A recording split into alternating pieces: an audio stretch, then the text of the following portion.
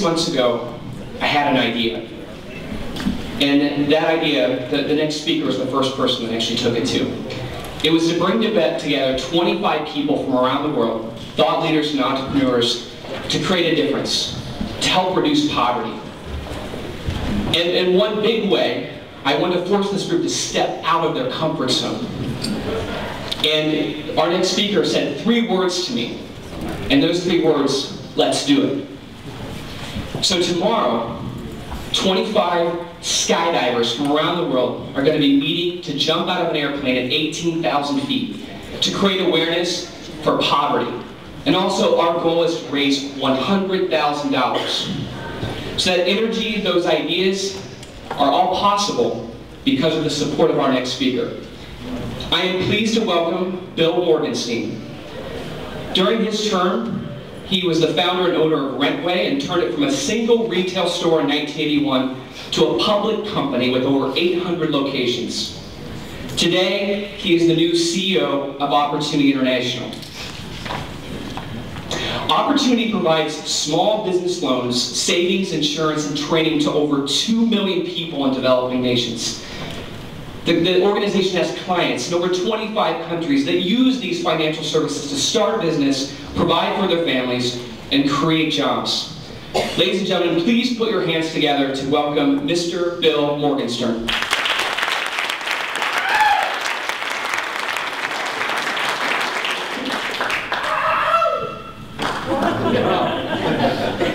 Where's the guy who's pissed off? Is he still here? Yeah, is anybody else pissed off before I speak? I have to tell you, I left Tanzania, Dar es Salaam, Tanzania, at about 6:30 in the morning on Tuesday. Fought traffic for an hour and a half to get to the airport. When I got to the airport, found out my plane was delayed for 3 hours. When I finally got on the plane, I flew from Dar es Salaam to Nairobi. Found out that I had an 11-hour layover because the plane was canceled. Nairobi Airport is no place to spend 11 hours, trust me. Then I got on a plane and I flew to Amsterdam, 9 hours. Took a sleeping pill, went right to sleep. It was the best part of the entire trip. Got to Amsterdam, had a 3-hour layover, got on a plane to London, hour and a half flight to London, get to London, 3-hour layover, got on a plane, flew to Atlanta, got here yesterday, they handed me the speech for this afternoon.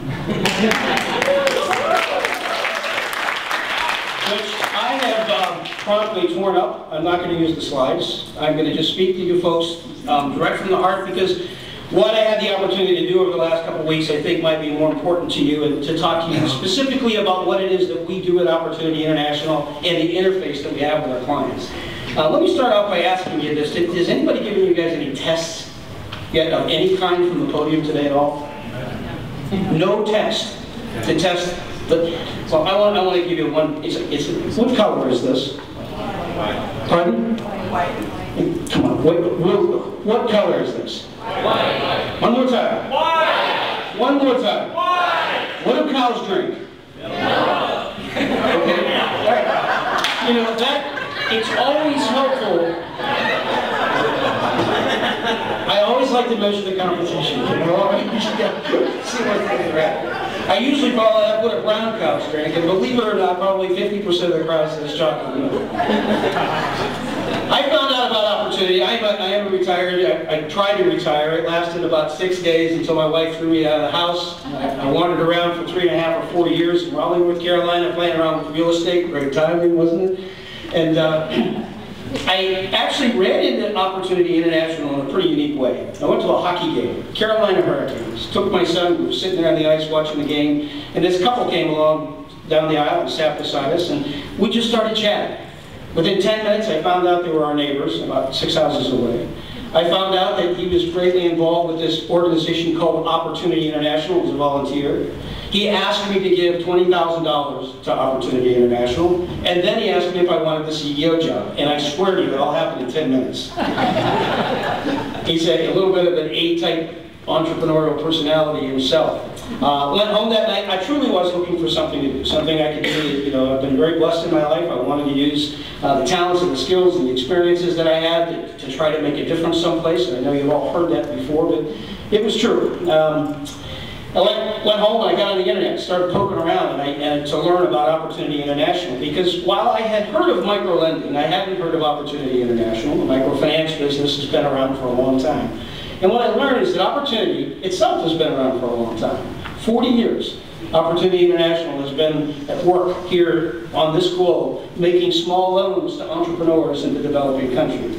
And as Jason mentioned in the introduction, we have about 2 million clients spread across the globe today, active clients. Almost $400 million worth of outstanding loans in our owned entities, the entities that Opportunity actually owns. And what's more amazing about that $400 million portfolio is that the average loan is only $175. So they're small loans to the most extreme entrepreneurs that you can imagine. I'm going to give one sales pitch here for Jump for Opportunity. There's 25 people jumping out of an airplane, making a commitment of $7 to each one, funds a loan. That's all I'm going to say. You should take it from there.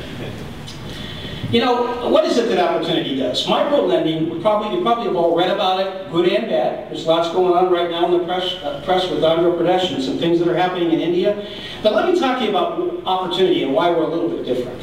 Actually, why we're a lot different. First of all, we are a nonprofit.